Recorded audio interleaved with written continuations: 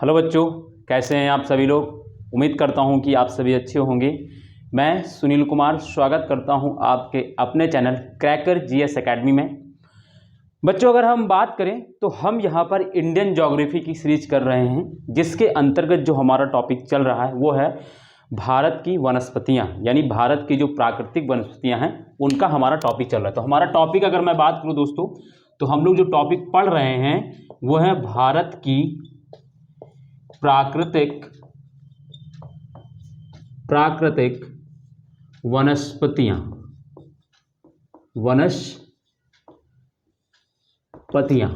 अगर हम हिंदी में इंग्लिश की बात करें तो नेचुरल वेजिटेशन ऑफ इंडिया।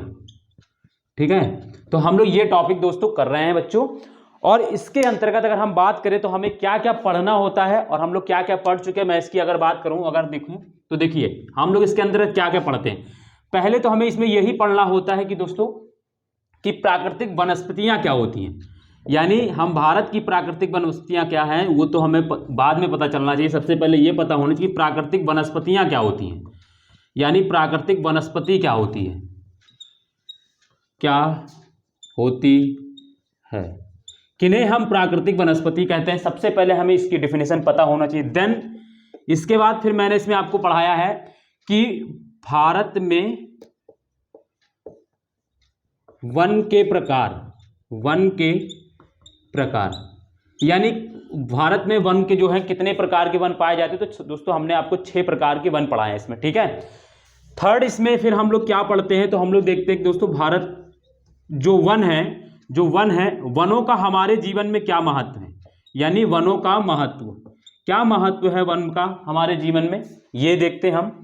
फिर इसके बाद हमें और क्या देखना है, तो हमें देखना कि भारतीय वनों की क्या समस्याएं हैं, भारतीय वनों की क्या समस्याएं हैं, हमें ये टॉपिक देखना होता है, हमें ये टॉपिक पढ़ना होता है, क्या समस्याएं हैं। ठीक है, फिर इसके बाद डी के बाद सी, डी के बाद ई, पांचवा। फिर इसके बाद हमें जो पांचवा टॉपिक इसमें देखना होता है वो वन संसाधनों के संरक्षण, वन संसाधनों के संरक्षण के उपाय, वन संसाधनों के संरक्षण के उपाय, क्या उपाय हैं वन संरक्षण के। फिर इसके बाद हमें देखना होगा वनों का वितरण, देखना होगा हमें वनों का वितरण, यानी हमारे भारत में किस राज्य में वन ज़्यादा है, क्षेत्रफल के हिसाब से किसमें सबसे ज़्यादा है, प्रतिशत के आधार पर किसमें सबसे ज़्यादा नई वन जो। फिर इसके बाद हम इसमें और क्या देख लेंगे, एक नया सा टॉपिक डाल लेते हैं EFG, राष्ट्रीय वन नीति, जो अभी नई जल्दी ही आई थी, उस राष्ट्रीय वन नीति के बारे में दोस्तों हम लोग पढ़ेंगे। ठीक है, राष्ट्रीय वन नीति अगर क्या है, इन सब चीजों को अगर हम ये सारे टॉपिक वनों से रिलेटेड, यानी भारत की जो प्राकृतिक वनस्पतियां, अगर उसमें हम लोग इतना टॉपिक कवर कर लेते हैं तो क्या है, भारत जो वन है या प्राकृतिक वनस्पति है उससे रिलेटेड सारा कुछ कवर हो जाता है। ठीक है, तो मैं आपको जैसे बता दूं दोस्तों, जो भी नए हैं हम लोग क्या क्या पढ़ चुके हैं, तो मैं आपको बता दूं हम पढ़ चुके हैं प्राकृतिक वनस्पतियां क्या होती, मैंने ये बढ़ा दिया। भारत में वन के प्रकार, कितने प्रकार के वन पाए जाते हैं भारत में, तो मैंने ये भी पढ़ा दिया है। वनों का महत्व मैंने अभी लास्ट क्लास में ही पढ़ाया था। फिर मैंने भारतीय वनों की समस्याएं, वो भी इसी लास्ट क्लास में परसों, यानी हमने ये 2 टॉपिक किए थे। और आज हम लोग दोस्तों करने जा रहे हैं अभी वन संसाधनों के संरक्षण के उपाय।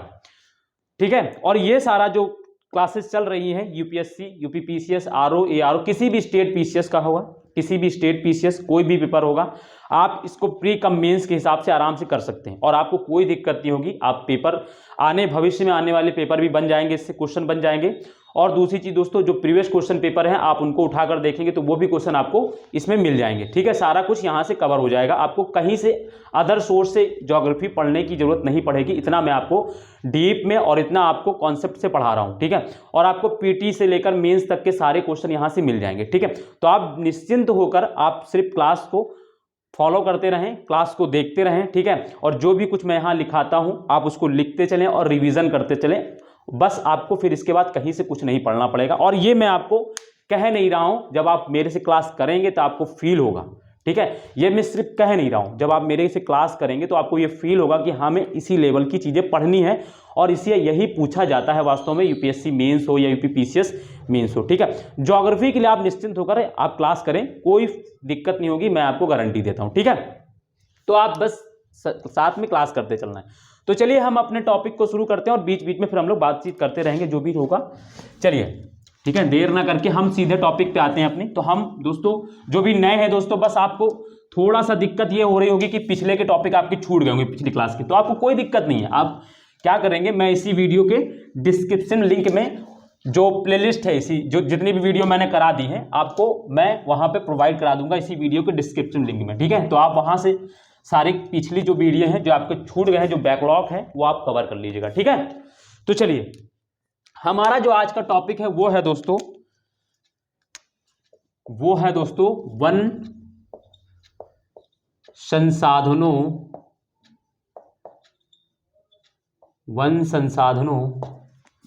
के संरक्षण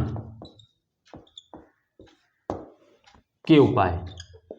हम लोग को क्या क्या करना चाहिए कि हमारे जो वन संसाधन है वो क्या हो जाएं, वो संरक्षित रहें, यानी उनका दुरुपयोग या उनकी जो कमी होती जा रही हमारे भारत में, या जो हमारे भारत सरकार ने 33% यानी हमारा जो भारत का कुल एरिया है उसमें से 33% एरिया में वन होने चाहिए, ऐसा रिपोर्ट कहती हैं। तो हमें क्या करना है उनके लिए, क्या हमें क्या प्रोग्राम करना चाहिए या कैसे कुछ करना चाहिए कि हमें वो जो लक्ष्य है हम उसको प्राप्त कर सकें, तो वही सारी चीजें इसमें हम लोग देखेंगे, ठीक है।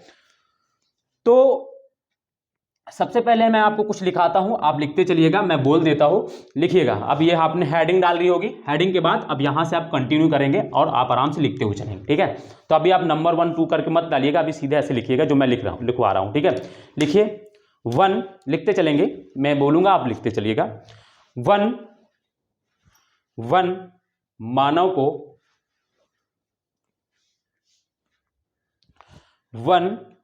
को प्रकृति यानी नेचर का, प्रकृति यानी नेचर, वन प्रकृति का मानव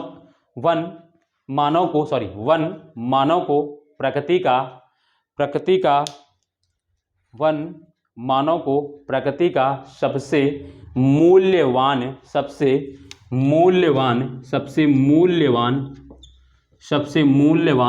उपहार है। वन मानव को प्रकृति का सबसे मूल्यवान उपहार है, ठीक है। इसी के आगे कंटिन्यू करके लिखेंगे। ये पता नहीं, मैं जब पढ़ाता हूं तब ये 2 मक्खियां कहां से आ जाती डेली मेरे क्लास में, लगता है ये भी पढ़ना चाहती हैं। आगे लिखेंगे, इसमें कंटिन्यू करेंगे। ये भारत जैसे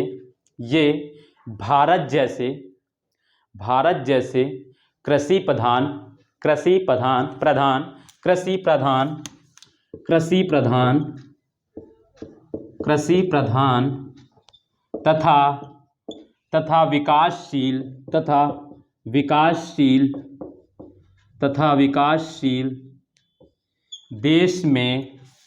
तथा विकासशील देश में अर्थव्यवस्था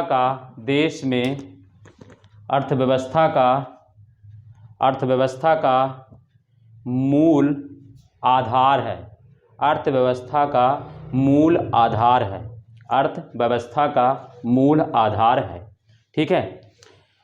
तो मैंने क्या लिखा है इस पॉइंट में, मैंने लिखा ये भारत जैसे विकासशील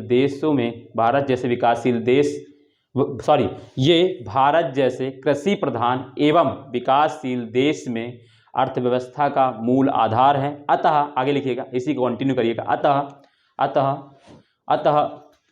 ऐसे अतः लिखते हैं, ठीक है। अतः वनों का संरक्षण अति आवश्यक है। अतः वनों का संरक्षण अति आवश्यक है या हो गया है। अतः वनों का संरक्षण अति आवश्यक हो गया है या है। इसके लिए निम्नलिखित इसके लिए यानी किसके, वनों के जो संरक्षण के या इसके लिए निम्नलिखित उपाय किए जा सकते हैं। इसके लिए निम्नलिखित उपाय किए जा सकते हैं। डैश करके अब नंबर 1 करके डालेंगे, ऐसे डैश कर जितना जहां आपका इसके लिए निम्नलिखित उपाय किए जा सकते हैं के बाद फिर यहां से ऐसे करने के बाद नंबर 1 डालेंगे और नंबर 1 में लिखेंगे नंबर 1 डाल के लिखेंगे वनों की, सब कुछ क्लियर है ना, वनों की लिखते चलिए, मैं बोल दे रहा हूँ, वनों की, हाँ क्लियर है, कोई दिक्कत नहीं, वनों की अंधाधुन ऐसे लिखिएगा। मैं लिखते चलता हूँ, जो भी थोड़े बड़े शब्द होते हैं मैं लिख दूंगा, ठीक है, कोई दिक्कत की बात नहीं है आपको। वनों की अंधाधुन कटाई को नियंत्रित किया जाए। वनों की अंधाधुन कटाई को नियंत्रित किया जाए यानी कंट्रोल किया जाए और विशेष परिस्थितियों में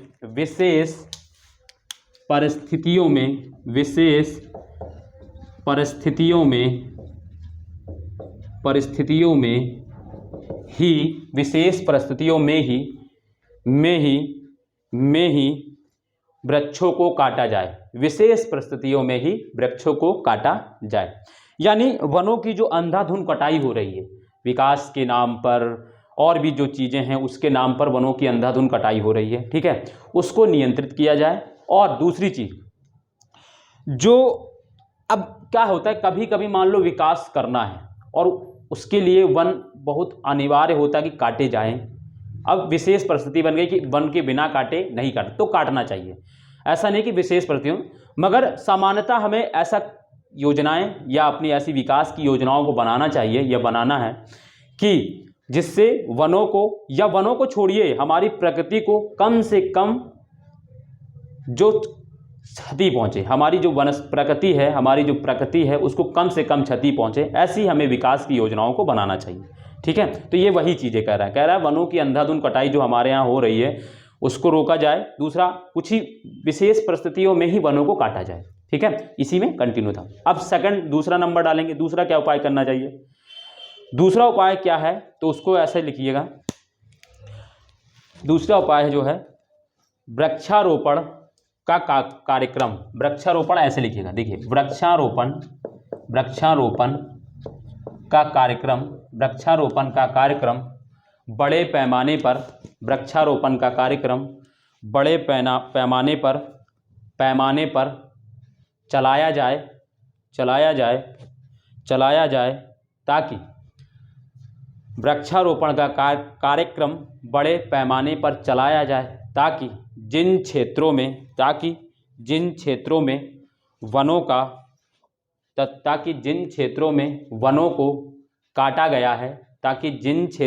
वनों को काटा गया है, वहाँ पर फिर से वन उग सके, ताकि वहाँ फिर से वन उग सके, ताकि काटा गया है वहाँ फिर से वन उग सके, है ना। वृक्षारोपण कार्यक्रम को बड़े पैमाने पर चलाया जाए ताकि जिन क्षेत्रों में वनों को काटा गया है वहाँ फिर से वन उग सके, ठीक है। ये मक्खी पता नहीं क्यों रोज रोज आ जाती है, मुझे समझ में, कल इनको भगाएंगे हम मार के। वन उग सके, ठीक है, ताकि वन उग सके, ठीक है। ये हो गया। तीसरा लिखें। देखो क्या बता रहा है, ये दूसरी लाइन को समझ लेंगे। कह रहा है कि वृक्षारोपण कार्यक्रम को, यानी हमें जो कार्यक्रम है, सरकार को कुछ पहल करनी चाहिए, जो सामाजिक संस्थाएं हैं, जो और NGOs हैं, जो और भी ऑर्गेनाइजेशंस हैं, उनको क्या करना चाहिए, इन सब चीज़ों यानी वृक्ष को लगाने की एक बड़े पैमाने पर कार्यक्रम चलाना चाहिए। और इस कार्यक्रम को इस तरीके से चलाना चाहिए ताकि वो फलीभूत हो सके। कार्यक्रम हमारे यहाँ भारत में बहुत सारे कार्यक्रम चलाए जाते हैं, बट वो उसका रिजल्ट नहीं निकल पाता। हम लोग कार्यक्रम या योजनाओं को बहुत अच्छा बनाते हैं, इतना अच्छा तरीके से हम लोग उसका रिप्रेजेंट करते हैं या उतनी अच्छे तरीके से उसको लाते हैं, लेकिन वो जिस उद्देश्य से या जिस पर्पस से या जिस लिए बनाई जाती है उसका सही मोटिव हमें प्राप्त ही नहीं हो पाता, यानी वो जो लक्ष्य होता है वो हम लक्ष्य प्राप्त ही नहीं कर पाते, ठीक है। और वो जो योजना है या जो कार्यक्रम है वो काल की कपाल में चला जाता है, ठीक है। तो इस चीज़ को याद रखना है कि हमें कार्यक्रम चलाना तो है और कार्यक्रम को फलीभूत भी करना है, ठीक है, ताकि जिस उद्देश्य से हम इस कार्यक्रम को चला रहे हैं उस उद्देश्य की पूर्ति हो।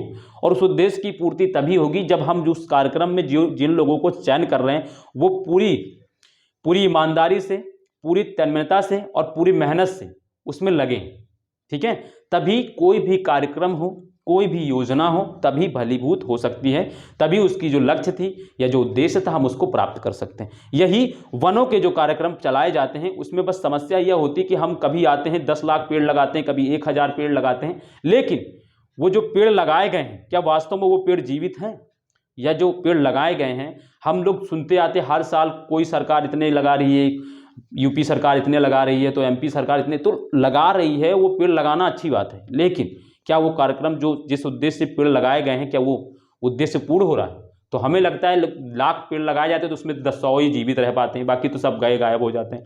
यानी उनको सही तरीके से संचालित नहीं किया जाता या उनको सही तरीके से जो चीज़ें हैं प्रोवाइड नहीं की जाती हैं, तो इस वजह से क्या होती है वो योजना जो है या वो कार्यक्रम है वो कुछ समय तक चर्चा में रहता है, उसके बाद वो अखबारों की हेडलाइन बनने के बाद खबर खत्म हो जाती है ना। तो ये सब कुछ ना हो पाए।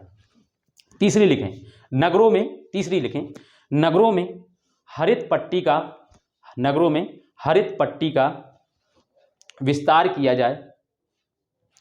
नगरों में हरित पट्टी, पट्टी ऐसे लिखना, ठीक है, नगरों में हरित पट्टी का विस्तार किया जाए तथा नगरों में हरित पट्टी का विस्तार किया जाए तथा सामुदायिक भूमि पर तथा सामुदायिक भूमि पर वन लगाए जाएं या वृक्ष उगाए जाएं तथा सामुदायिक भूमि पर पेड़ उगाए जाएं तथा सामुदायिक भूमि पर पेड़ या वृक्ष लगाए जाएं।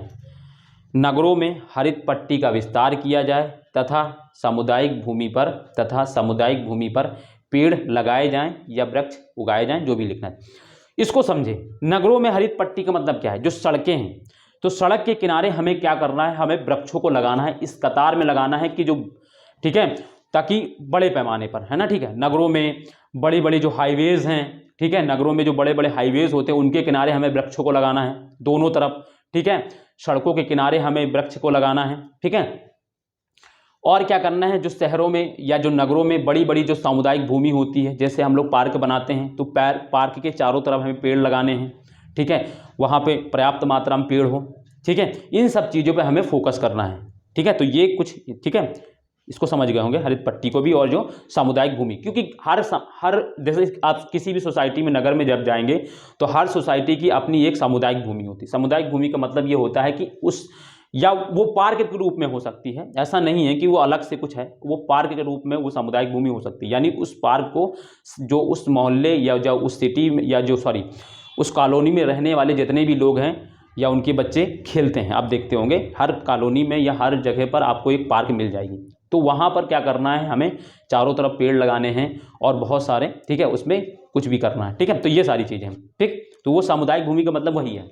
बहुत बहुत बड़े बड़े क्या होते हैं, लॉज होते हैं। तो लॉज क्या होते हैं, हम लोग आजकल ओपन लोन, क्लोज लोन बना रहे हैं, या कि घर मकान जैसे बना देते। तो हमें उसकी जगह पे क्या करना चाहिए, हमें बड़े बड़े जो लॉन होते हैं 2 4 10 कमरे बनाने के बाद बाकी जगह पे हमें ऐसे पेड़ विकसित कर देने चाहिए, ताकि क्या हो, वो हरित जो पट्टी है या जो हरित जो पेड़ की जो कमी होती है, जो जितने काटे जा रहे हैं उनको हम लोग पूर्ति कर सकें, ठीक है। तीसरा ये हो गया। चौथा लिखें, चौथा, गाँव में बंजर, गाँव में बंजर तथा अनुपजाऊ बंजर, ठीक है, बंजर तथा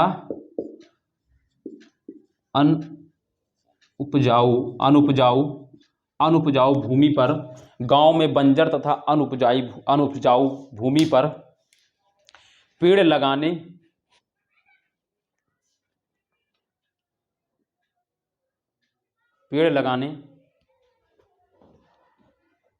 के लिए सरकार द्वारा वित्तीय मदद की व्यवस्था करनी चाहिए। सरकार द्वारा वित्तीय मदद की व्यवस्था करनी चाहिए।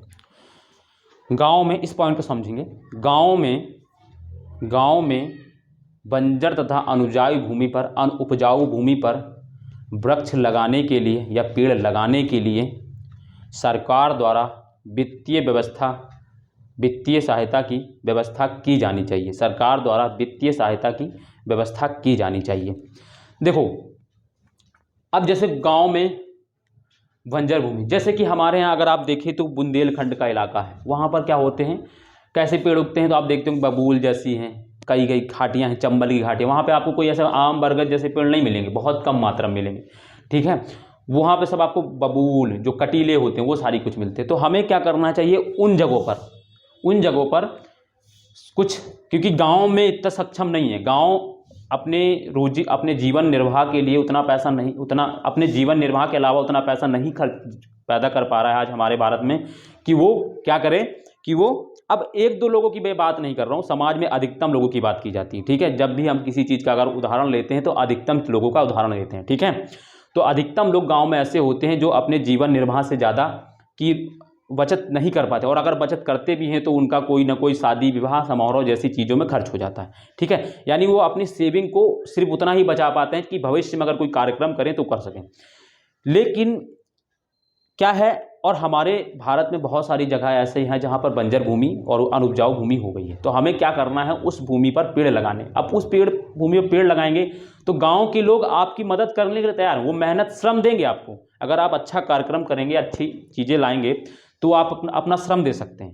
ठीक है, और जितनी हो सकेगा उतना प्रयास करें, लेकिन उनको वित्तीय मदद सरकार को करनी चाहिए, ताकि बहुत सारे पेड़ हैं, उनका श्रम का उपयोग करें और वित्तीय सहायता हम लोग दें, सरकार हमारी दे, और सरकार हमारी दे और श्रम वो देंगे तो क्या होगा, जो अनुपजाऊ भूमि है उसको एक समय के बाद हम लोग उपजाऊ भी कर सकते हैं अगर हम पेड़ लगा दें।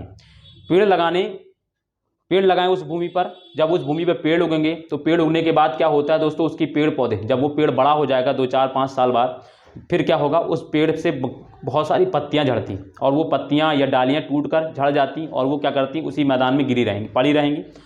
फिर क्या होगा, धूल पड़ेगी, बारिश होगी, वो क्या होंगी, सड़ जाएंगी, गल जाएंगी। गल जाने के बाद वो जो पत्तियां या जो डालियां होती हैं वो क्या होती हैं, ह्यूमस का रूप ले लेती हैं, यानी जैविक पदार्थ हो जाती है, यानी जो मिट्टी के उपजाऊ के लिए बहुत इंपॉर्टेंट होता है, और उसमें मिलने के बाद वो क्या कर देगी, उस बंजर भूमि को वो क्या कर देगी, उपजाऊ बना देंगी। यानी हमें 2 फायदा हो रहा है, पेड़ लग रहे हैं, दूसरा उसके बाद क्या होगा, भूमि भी कुछ समय के बाद, 2 4 5 10 साल बाद क्या होगी, भूमि 10 15 20 साल बाद भूमि क्या होगी, उपजाऊ हो जाएगी। यानी भविष्य की आने वाली पीढ़ी के लिए हम वहाँ पर एक उपजाऊ भूमि भी बना रहे हैं, है ना।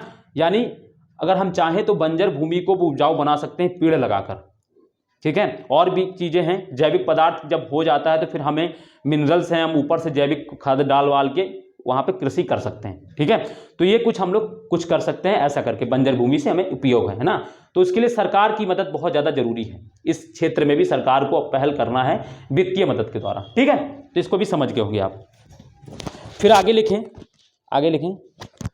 देखो, बात को समझते हुए चलना है, लिखते तो चलना है, पॉइंट को लिखेंगे भी और पॉइंट को समझेंगे भी, तभी हमारा इंटेलेक्चुअल, जो हमारा माइंड, जो बौद्धिक क्षमता, उसका विकास होगा। क्योंकि लिखना सिर्फ पर्पस नहीं होना है, इसीलिए मैं आपको लिखा भी रहा हूँ और समझा भी रहा हूँ, ताकि आप वहाँ पे जो मैं, देखो यहाँ लिखा हुआ आपको याद ना रहे शायद, मगर मैं जो समझा रहा हूँ वो आपको ज़्यादा टाइम तक याद रहेगा, आप अच्छे से वहाँ पर रिकॉल कर पाएंगे। ठीक है, फिर आगे लिखें। कृषि भूमि का 5वां है कि चौथा, हाँ 5वां होगा। कृषि भूमि के पता नहीं क्या है, कृषि भूमि के विकास के लिए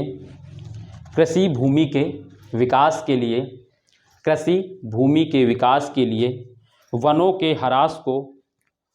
के ह्रास ऐसे लिखेंगे, देखिए इधर, वनों के ह्रास को नियंत्रित करना चाहिए, वनों के ह्रास को नियंत्रित करना चाहिए। कृषि भूमि के विकास के लिए वनों के ह्रास को नियंत्रित करना चाहिए। अब यहाँ पर ये समझना है कि कृषि भूमि का विस्तार मतलब क्या हो रहा है, कि जैसे क्या हो रहा है, हमारे देश में जनसंख्या बढ़ती जा रही है। ठीक है, जब जनसंख्या बढ़ रही है तो दोस्तों उसको रहने के लिए भी तो आवास चाहिए, और दूसरी चीज़ हमें उत्पादन क्षमता भी बढ़ानी पड़ेगी, और उत्पादन क्षमता के लिए जो कृषि क्षेत्र है वो तो सीमित ही है, जितना था उतना ही है। अब उसको विस्तार करना है तो हमें क्या करना पड़ेगा, पेड़ पौधों को काटना पड़ेगा। ठीक है, तो हमें अगर पेड़ पौधों को कृषि का इस तरीके से हमको करना चाहिए उपयोग कि हमें पेड़ पौधों को कम से कम काटना पड़े। दूसरी चीज़ है, हमारी सबसे बड़ी समस्या भारत की जो है वो है जनसंख्या, उसको भी नियंत्रित करने की ज़रूरत है। वो तो हम लोग अगला टॉपिक अगल कोई टॉपिक में पढ़ेंगे, बट यहाँ पे ये जानना है कि कृषि भूमि। और दूसरी चीज़ ये भी है ना कि जब हम इंडस्ट्रियल एरिया बनाते हैं, किसी जगह पर इंडस्ट्रियल एरिया बनाते हैं तो वहाँ पर बहुत सारे पेड़ पौधे होते हैं, तो उनको भी हम लोग इंडस्ट्रियल एरिया बनाने के लिए क्या करते हैं, उनको काट देते हैं। जब उनको काटा जाता है तो क्या होता है, वनों का ह्रास हो रहा है। तो औद्योगिकरण, नगरीकरण, इन सब ने भी वनों के ह्रास में बहुत महत्वपूर्ण भूमिका निभाई है। ठीक है, तो उसमें भी क्या है, हमें क्या करना है कि जो कृषि भूमि के विकास के लिए जो वनों का ह्रास है उनको नियंत्रित करना चाहिए, यानी उनको रोकना चाहिए। ठीक है, इसको आप समझ गए, कोई ज़्यादा इसमें कोई डिफिकल्ट वाली बात नहीं है। ठीक है, फिर नेक्स्ट लिखेंगे बहुत इंपॉर्टेंट है। ओ नो, मैं जब भी पढ़ाने जाता हूँ रोज आजकल पता नहीं क्या हो रहा है कि लाइट ही चली जा रही है। 1 सेकंड रुकेंगे तो ठीक है दोस्तों, तो चलो आपको थोड़ा दिख रहा होगा, मुझे लिखाना ही तो है। ठीक है, तो हम बात कर रहे थे 5वीं, कितने लग गए थे आपने, 5 या 6 पॉइंट लिख लेते, जो भी पॉइंट हो आगे क्लियर आप लिखेंगे लकड़ी के स्थान पर, अगला पॉइंट है, अगला लिखेंगे लकड़ी के स्थान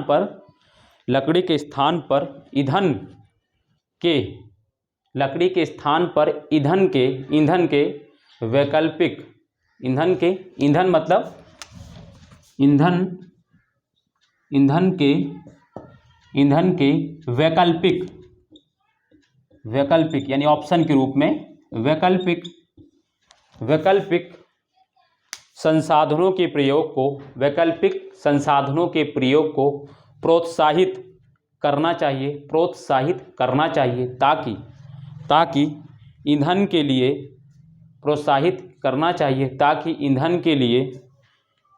लकड़ी की मांग कम हो और वनों के संरक्षण में सहायता मिल सके, ताकि लकड़ी की मांग कम हो और वनों के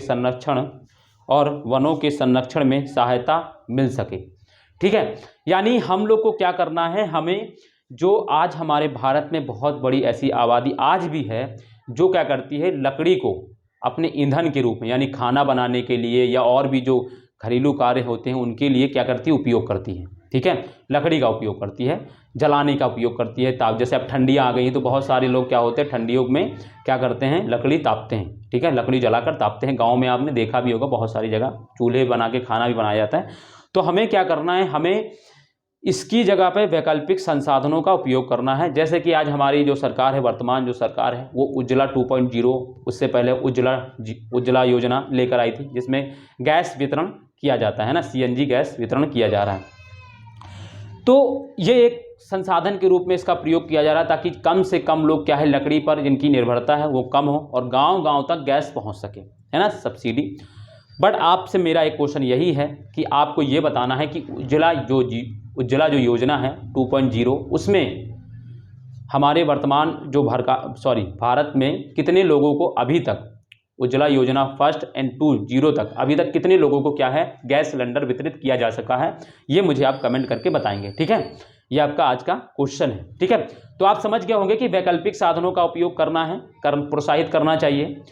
ठीक है, ये आप इसको समझिए, ज़्यादा दिक्कत नहीं है। घरों में चूल्हे के लिए लकड़ी का जो प्रयोग किया जाता है उसकी जगह पर हमें क्या करना है, उसकी जगह पर हमें वैकल्पिक संसाधनों का, ठीक है, प्रयोग करना, मतलब को प्रोत्साहित करना चाहिए।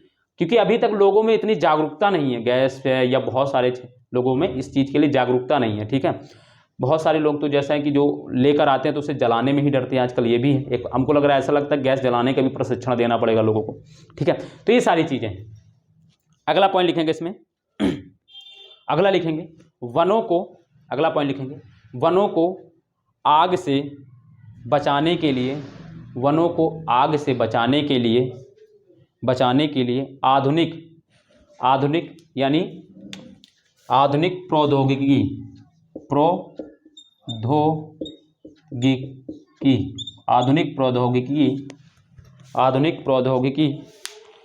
का प्रयोग करना चाहिए।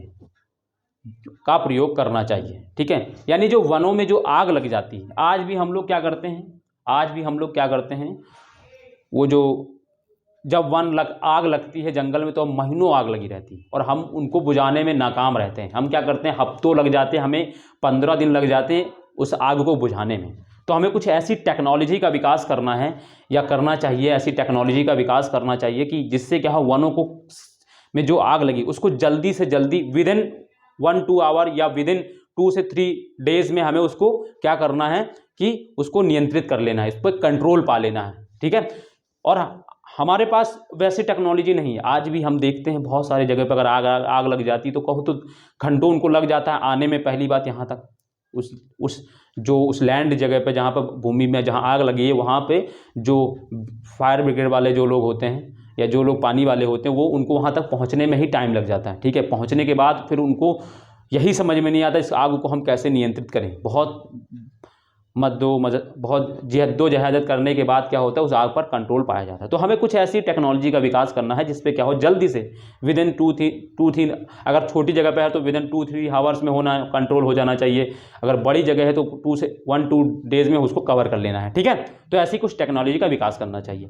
ठीक, ये है। फिर लिखना चाहिए आगे। हाँ, ये लास्ट के मैं जो 2-3 आपको लिखाने वाला हूँ ये बहुत इंपॉर्टेंट है। ठीक है, लिखेंगे विकास संबंधी कार्यक्रमों को इस प्रकार से नियोजित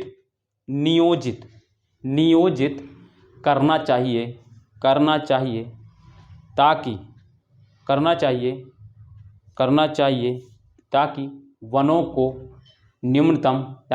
को न्यूनतम मतलब कम से कम, मिनिमम, न्यूनतम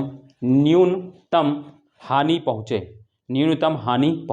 ठीक है, तो वही चीज़ है, हमें अपनी जो विकास संबंधी योजनाएं यानी जो पुल बनाते हैं या ब्रिज बनाते हैं या और भी जो चीज़ें बनाते हैं, ठीक है, उनको हमें इस तरीके से नियोजित करना चाहिए, इस प्रकार से नियोजित करना चाहिए कि हमें वनों को कम से कम काटना पड़े। जैसे मैंने पहले में लिखाया था ना कि जब आवश्यक हो जाए, जब एकदम समझ लीजिए इनिशियसली है कि उसको काटना ही पड़े पेड़ को, तो हमें काटना चाहिए। और उस पेड़ को काटा भी है तो हमें कहीं उसी के अगल बगल या जो जगह पर है तो हमें कोई दूसरा पेड़ भी लगा देना चाहिए। ठीक है, तो ये सारी चीज़ें हैं। अब एक आ गया है जो क्या बोलते हैं, ये इसका बोली देखो, ट्री ट्रांसप्लांटेशन, ट्रांसपेरेंट क्या बोलते हैं, देखो इंग्लिश मुझे नहीं आ रही। मतलब क्या है कि आज एक दिल्ली में एक टेक्नोलॉजी बनाई गई है। क्या किया गया कि पेड़ को जड़ सहित उखाड़ के दूसरी जगह पर लगाना, यानी उस पेड़ को जड़ सहित उखाड़ा जाएगा और दूसरी जगह पे उसको लगा दिया जाएगा और फिर उसको थोड़ी दिन देखभाल की जरूरत होगी और फिर वो जितना बड़ा था वो वैसे वैसे वो बना रहेगा। तो वो भी टेक्नोलॉजी हम लोग उसका भी उपयोग कर सकते हैं। मान लो कहीं इनिशियली हमें काटना ही है पेड़ को, तो हमें पूर्ण पेड़ ना काटने की जगह पेड़ को जड़ सहित उखाड़ कर हमें उसको दूसरी जगह विस्थापित कर देना चाहिए, है ना। ये मुझे देखो नाम एग्जैक्ट नाम नहीं आ रहा, मैं पढ़ रहा था तो मुझे उसको पता है। दिल्ली में है ये, शायद दिल्ली स्टेट में इसको लागू किया गया है। वैसा वहाँ पे क्योंकि योजना बहुत ज़्यादा काम चलता रहता है तो पेड़ को वहाँ बहुत ज़्यादा काटना पड़ता है, तो उस वजह से उन्होंने वो टेक्नोलॉजी विकसित की है कि पेड़ को पूरा पेड़ सहित उखाड़ कर कहीं और विस्थापित कर देना, यानी कहीं और लगा देना। ठीक है, तो ये भी क्योंकि एक पेड़ को बड़े होने में काफ़ी समय लगता है। ठीक है, एक पेड़ को बड़े होने में काफ़ी समय लगता है, इस वजह से ये योजना बहुत इंपॉर्टेंट है। तो इसको भी समझ में आ गए। फिर लिखेंगे, ये देखो लास्ट के जो मैं 2-3 पॉइंट लिखा रहा हूँ ये बहुत इंपॉर्टेंट है। तीसरा लिखना है वनों की उचित देखभाल के लिए, इसके बाद नेक्स्ट पॉइंट जो भी है आपका नंबर 1, वनों की उचित देखभाल के लिए वन विभाग तथा अन्य विभागों, सारा कुछ क्लियर, हाँ, अन्य विभागों में तालमेल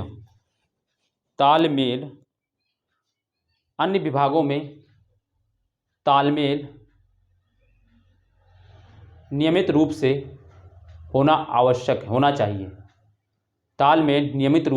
होना चाहिए।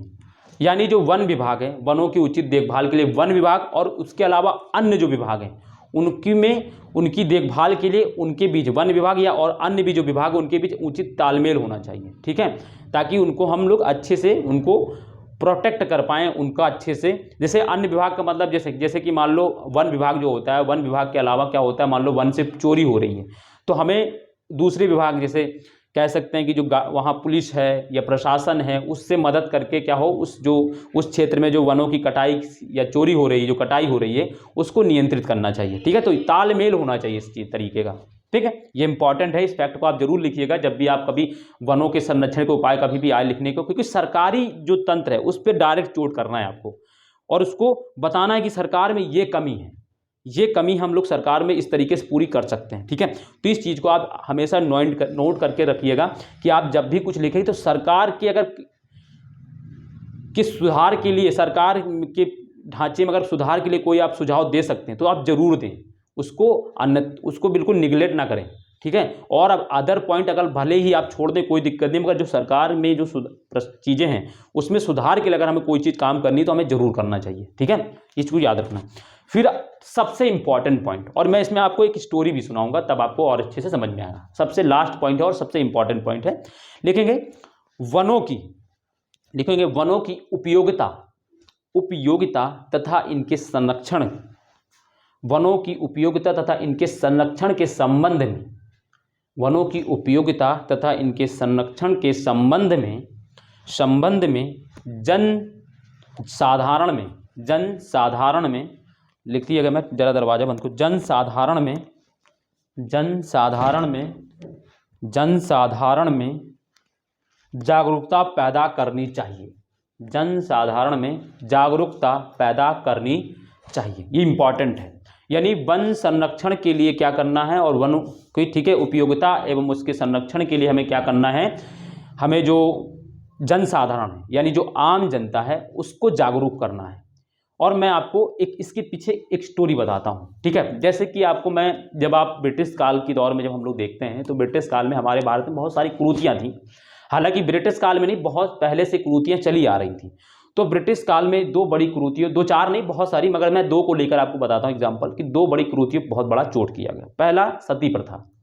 1829 ईस्वी में लॉर्ड विलियम बेंटिंक ने राजा राम मोहन के प्रयासों के बाद में क्या किया, सती प्रथा कानून एक्ट पास किया। ठीक है, जिसमें क्या किया गया कि सती प्रथा को कानूनन अवैध घोषित कर दिया गया, यानी अगर कोई भी किसी भी स्त्री को सती कराते हुए पाया गया तो उसको मृत्युदंड दिया जाएगा। इस तरीके कठोर नियम बनाए गए।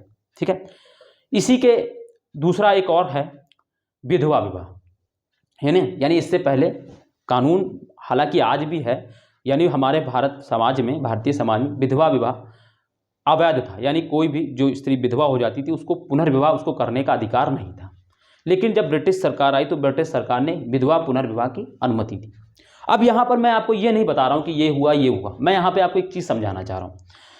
देखो, सती प्रथा जो कानून था उसको लोगों ने स्वीकार किया, साथ सभ्यता स्वीकार किया, और जो विधवा पुनर्विवाह है उसको भी स्वीकार किया, ऐसा नहीं कि नहीं स्वीकार किया, क्योंकि कानून है तो मानना ही पड़ेगा। लेकिन दोनों में डिफरेंस, फंडामेंटल डिफरेंस ये है दोस्तों कि सती प्रथा जो कानून था उसमें दंड का प्रावधान किया गया और दंड हम पर इम्पोज्ड किया गया, यानी हम पर लागू किया गया। यानी अगर हम किसी भी स्त्री को सती कराते हुए पाए जाएंगे तो हमें मृत्यु दंड मिलेगा। इस भय से लोगों ने उस कानून का, अब भाई विरोध तो नहीं कर सकते थे क्योंकि ये समाज की कुरीति थी और ये अच्छाई के लिए, हमारे समाज के जो चीज़ें हैं उसको हटाने के लिए लाया गया था। तो विरोध भी हुआ, ऐसा नहीं है, बहुत सारे लोगों ने, जैसे राधाकांत देव हैं, है ना, उन्होंने इसका विरोध भी किया, बट वो अलग चीज़ है, जब हम हिस्ट्री पढ़ेंगे उसको देखेंगे। लेकिन यहाँ पर ये समझना है कि जब सती प्रथा कानून को लागू किया गया तो वहाँ दंड का प्रावधान, उस दंड के डर से लोगों में भय आया और लोगों ने सती प्रथा को एकदम से नहीं रुकी, लेकिन धीरे धीरे सती प्रथा हमारे समाज से गायब हो गई। आज हमको कहीं भी सती प्रथा नहीं दिखाई पड़ती। अब हमको नहीं पता, मैं इतना बड़ा हो गया आज तक नहीं सुना। ठीक है, तो ये क्या था, ये दंड का एक तरीके से कह लो ये भय था, दंड का भय था कि कानून को लोगों को मानने के पात्र कर दिया कानून ने। ठीक है, लेकिन यहीं आप देखिए विधवा पुनर्विवाह। अब विधवा पुनर्विवाह में लोगों को ये कहा गया कि जो स्त्रियां थी, जो विधवा थी, उनसे कहा गया कि आप पुनर्विवाह कर सकती हैं। लेकिन यहाँ पर ये जरूरी नहीं है कि आप विवाह करेंगी तो आपकी सबसे बड़ी चीज़ तो ये है कि समाज में, पहले बात तो यह है कि आपके प्रति समाज में स्वीकृति होगी, यानी जो विधवा के प्रति जो लोगों में जो एक धारणा चली आ रही थी कि ये कुलच्छन है, ये और भी चीज़ें गलत गलत शब्दों का यूज़ किया जाता था उनके लिए, उनके, ठीक है। तो वो जो चीज़ें, अब वो तो सरकार नहीं बदल सकती ना, जो समाज में जो धारणा बनी हुई उसको नहीं बदल सकती, और इसके लिए कोई दंड भी नहीं बनाया गया था, क्योंकि दंड, कैसा दंड भाई, समाज के लोग जब आपको स्वीकार करेंगे तभी आप ना किसी से विवाह करेंगी, तभी ना आप करेंगी। और जब आपको स्वीकार ही नहीं किया गया तो उस दंड का, उस जो नियम बनाया गया उसका कोई मतलब ही नहीं, उसका कोई मतलब नहीं। और मैं यही समझाना चाह रहा हूं कि आप कोई भी कानून बना लीजिए, कोई भी नियम बना लीजिए, जब तक समाज में उसकी स्वीकृति नहीं होगी तब तक उस नियम कानून का कोई भी मतलब नहीं, यानी वो कोई भी प्रभाव नहीं छोड़ पाएगा। और समाज में उसकी जब स्वीकृति है, अब समाज को हम लोग स्वीकृत करने के लिए हमें उसमें क्या करते हैं, दंड का प्रावधान करते हैं, ठीक है, यानी दंड लगाते हैं ताकि समाज को सुधारने के लिए। ऐसा नहीं कि सरकार का ये मोटिव होता कि हम दंड देकर उसको प्रताड़ित करके सरकार खुशी मिलती, नहीं, क्योंकि सरकार जानती है अगर हम इसमें कुछ इस तरीके के चीज़ें नहीं लाएंगे, फंडामेंटल चीज़ें नहीं लाएंगे तो लोग उसको मानेंगे नहीं, और उनको मानने के लिए, बाध्य करने के लिए सरकार दंड का प्रावधान करती है। लेकिन विधवा विवाह में ऐसा नहीं था, उन्होंने सिर्फ कानून बनाया था कि हाँ आप कर सकती, लेकिन कौन किससे करेंगे, जब आपको कोई अपनाना नहीं चाहता है तो आप किससे करेंगे। तो यानी उनकी स्थिति वैसी की वैसी रह गई। यानी हमें करना क्या था, फिर बाद में बहुत सारे सुधार हुए, फिर क्या किया गया कि समाज जब शिक्षित हुआ, समाज जब प्रबोधन की बढ़ा, जब जागरूकता आई समाज में, तब लोगों ने उनको स्वीकारना शुरू किया। क्योंकि देखो मानव है, मानव को समाज में कुछ गरिमापूर्ण जीवन जीने का अधिकार है, और समाज में चाहे वो स्त्री हो या पुरुष है, हर किसी को समाज में बराबरी का अधिकार दिया है। हालांकि हमारा समाज इस तरीके से गढ़ा गया है, पिछले कई इतिहासकारों ने इस तरीके से गढ़ा है, इतिहासकार कह लीजिए, हमारे जो सामाजिक लोग हैं उन्होंने इस तरीके से गढ़ा है कि हमारा समाज बहुत सारी कुरीतियों से जूझ कर अभी भी जूझ रहा है और अभी भी सुधार हो रहे हैं। और इतिहास है, इतिहास में कुछ चीज़ें आएंगी, गायब हो जाएंगी, पता भी नहीं चलेगा, हर चीज़ें समय के साथ बदलती रहती हैं, ठीक है। तो ये मैं यही कहना चाह रहा था कि मतलब उनमें क्या हुआ कि समाज में जागरूकता नहीं थी उस समय, तो लोग समाज में उनको अपना ही नहीं रहा था। भाई आप कानून बना लीजिए, भाई आप किसी से ज़बरदस्ती थोड़ी ना करेंगे कि आप इससे शादी कर लीजिए, भाई उसकी स्वीकृति है, आप वो चाहेगा तो करेगा, नहीं करेगा तो नहीं करेगा। समाज में अधिकतर लोगों ने उनको नहीं अपनाया, क्योंकि वो धारणा बनी हुई थी, वो परंपरा चली आ रही थी, वो विचार बने हुए थे कि ये जो शब्द हैं जो उनके लिए यूज़ किए जाते थे वो है ना, मैं नहीं यूज़ करना चाहता क्योंकि मुझे वो शब्द ही से मुझे नफरत है, ठीक है। तो इस तरीके के आप सोच सकते हैं। इसी तरीके से जैसे वन है, अब वन को आप रिलेट करिए, इसको देखिए, लोगों में जागरूकता नहीं आएगी, लोगों को आप बताएंगे नहीं इसके उपयोग क्या हैं, इसके क्या क्या महत्व है, तब तक लोग वनों को क्यों, वो तो समझते हैं कि वन हमारे लिए उपयोगी हैं, वो सोचते हैं कि वन प्रकृति ने या भगवान ने जो बनाए वो हम लोग हमारे उपयोग के लिए बनाए हैं, वो उसका दूसरा पहलू समझ ही नहीं पा रहे। तो उसके लिए ज़रूरी है कि हम उनमें जागरूकता लाएं, उनको बताएं कि क्यों वन इंपॉर्टेंट है, और उसके अलावा हम दूसरी चीज़ें उनको प्रोवाइड कराएं। वन के अलावा हमें, अगर वो लकड़ी का प्रयोग कर रहे हैं ईंधन के रूप में, तो हम उनको दूसरी चीज़ें प्रोवाइड कराएं। और इस सरकार ने बहुत सारा प्रयास किया भी है, सराहनीय है वो चीज़ें, ठीक है। तो इस चीज़ को आप लोग थोड़ा सा देखो, मैंने हिस्ट्री ले गया मगर मैं आपको समझाना चाह रहा था, और मैं आपको हिस्ट्री जब पढ़ाऊँगा तो मैं ये सारी चीज़ें, ये जो मुद्दे हैं, मैं ये सब लेकर आऊँगा आपके सामने, ठीक है। बस यही है कि अभी मैं जो हिस्ट्री पढ़ा रहा हूँ तो उसको हिस्ट्री के तौर में थोड़ा सा लिंक करके आपको बताया। तो मैंने आपको ये बताया कि समाज में कोई भी नियम, देखो मेरा ये मोटिव ये था कि समाज में कोई भी नियम कानून हो, जब तक समाज के लोगों को उसकी स्वीकृति नहीं होगी, ठीक है, तब तक वो सक्सेस नहीं हो पाता। जैसे कि आज आप देख लीजिए, आप ट्रैफिक रूल हैं, ट्रैफिक नियम बनाए गए हैं, बहुत सारे लोग ट्रैफिक नियम को पालन करते हैं, बहुत सारे लोग इतने जल्दी में रहते हैं कि वो नियम को तोड़ते रहते हैं। उनको दंड, अगर वो मान लो जुर्माना या जो चालान जैसी अगर व्यवस्था ना की गई होती तो आप सोचिए इस नियम का क्या होता। रोज़ इसकी हजार धज्जियाँ उड़ती, और उड़ती हैं, अभी भी हैं, ऐसा नहीं उड़ती हैं, और अगर दंड का प्रावधान नहीं किया गया होता तो और ही दुर्दशा बेकार होती। तो दंड इसलिए लगाया जाता है ताकि लोगों को सुधारा आ जाए। दंड का प्रावधान, दंड इसलिए नहीं लगाया जाता कि आप सिर्फ पैसा ऐंठने की सरकार की मंशा है या कुछ नहीं। आप जब एक बार अपनी कमाई का पैसे का कुछ पैसा जब लोगों को देंगे, जब किसी को, जब आपका पैसा जेब से जाता है तो आपको दुख होता है ना, तो आप उस चीज़ को दोबारा करने से डरेंगे। इस वजह से सरकार दंड का प्रावधान करती है। अब इसका नाजायज़ फायदा भी आजकल लोग उठाने लगे हैं, है ना। सरकार, मतलब जो सरकार की जो एजेंट मान लो कह लो, जो पुलिस होते हैं, है ना, वो इसका नाजायज़ फायदा भी उठाते हैं। तो वो अलग की चीज़ है, मगर मैं जो समझाना चाह रहा था उसको समझाने के लिए मैं हो सकता है आपके लिए पर्याप्त एग्जाम्पल दे चुका, ठीक है। तो आप कुछ समझ में आ गया कि हम जो वनों के संरक्षण के लिए क्या क्या उपाय किए जा सकते हैं, और भी इसमें कर दिए जा सकते हैं। मैंने आपको 7-8 शायद 9 लिखा दिए हैं, हमें लगता है ना, 7-8-9 लिखा दिए, मुझे एग्जैक्ट नंबर नहीं याद है बट लिखा दिए होंगे। ठीक है, आप इतना ही लिख देंगे तो आपका हमारा देखो। अब ये क्या है, अब ये आपके मेंस के लिए भी मतलब जो ऐसे है, आप आराम से इस पर एक ऐसे भी लिख सकते हैं। मैंने इतना कुछ आपको कंटेंट दे दिया, इतना कुछ समझा दिया है, तो आप आराम से, ठीक है, तो इस चीज़ को आप लोग आराम से समझ गए होंगे। तो दोस्तों आप लोग वनों के जो संरक्षण के जो उपाय है उसको अच्छे से समझ गए होंगे। और अगर आपको वीडियो अच्छी लगी है दोस्तों, अगर आपको मज़ा आ रहा है, वास्तव में अच्छा लग रहा है कि हाँ मैं अच्छे से पढ़ा रहा हूँ, तो वीडियो को दोस्तों लाइक करेंगे, कमेंट करेंगे और अपने दोस्तों को शेयर भी करेंगे। ठीक है, तो ताकि दोस्त ज़्यादा से ज़्यादा लोग देखें, उसको समझ में आए। और देखो मेरा मोटिव है कि आपको चीज़ें सिखाएंगे, आपको इंटेलेक्चुअल बना देना। अरे देखो मुझे से पता नहीं कोई शब्द ऐसे होते इंग्लिश के मुझसे निकलते ही नहीं, ठीक है, तो आपको बौद्धिक बना देना। ठीक है, हिंदी का शब्द समझ लीजिए। ठीक है, तो आपको बौद्धिक रूप से धनी बनाने का काम मैं कर रहा हूँ। आपको धीरे धीरे रोज आपके दिमाग को थोड़ा सा खोलूंगा, धीरे धीरे दिमाग की 2-4 जो जकड़ गया है, ठंडी में जकड़ जाता है, उसको धीरे धीरे मैं आपको विस्तार देने के प्रयास करूंगा, है ना। और कुछ कुछ चीज़ें ऐसी मैं आपको समझाता रहूँगा, तो आपका दिमाग थोड़ा सा खुलेगा, समाज के प्रति या लोगों के प्रति आपकी सोच बदलेगी। ठीक है, तो वो सब सारा काम हम करते रहेंगे। बट आपको इतना ही करना है कि वीडियो को लाइक करना है, कमेंट करना है, और चैनल को जिन्होंने अभी तक सब्सक्राइब नहीं किया वो चैनल को सब्सक्राइब भी कर लें, और वीडियो को लाइक एंड कमेंट करके और शेयर भी करें। ठीक है, तो अपने दोस्तों, अपने जो भी ग्रुप्स हैं, अपने जो भी भाई भतीजे जो भी पढ़ते हैं, तैयारी कर रहे हैं, आप उन तक जरूर ये वीडियो को पहुँचाएँ, ताकि उनको भी बेनिफिट हो, वो भी लाभ उठाएँ इस फ्री का, है ना। और मैं आपको इस चीज़ के लिए एकदम सिक्योर कर देना चाहता हूं कि आप लोग बिल्कुल निश्चिंत होकर इस चीज़ को आप आराम से मान लीजिए मेरी बात को, कि आप आराम से बस बैठ के वीडियो देखें, नोट्स बनाएं, उसको रिवीजन करें, और फिर उसको आराम से बेनिश्चिंत होकर आराम से अपने दूसरे सब्जेक्ट पर अपना ध्यान दें। ज्योग्राफी के लिए मुझे छोड़ दें, मुझ पर छोड़ दें, आप बिल्कुल बेफिक्र रहिए, पूरा सिलेबस कवर होगा और हर एक चीज़ों को एकदम डिटेल से कराया जाएगा। और आप पीछे क्लासेस देख लीजिए, आपको फील होगा कि मैं सारी चीज़ें जो मैं बोलता हूँ वही मैं कर भी रहा हूँ। ठीक है, एक डायलॉग है ना, जो मैं बोलता हूँ वो करता हूँ डेफिनेटली कर, और जो मैं नहीं बोलता वो तो मैं डेफिनेटली करता। तो मैं वो जो बोलता हूँ तो वो भी करता हूँ, सारा कुछ करता हूँ। ठीक है, तो चलिए फिर हम लोग आज यहीं तक रखते हैं, बाकी कल मिलेंगे। तब तक के लिए अपना ध्यान रखिए। जुड़ने के लिए थैंक यू दोस्तों, बाय, नमस्ते, जय हिंद दोस्तों।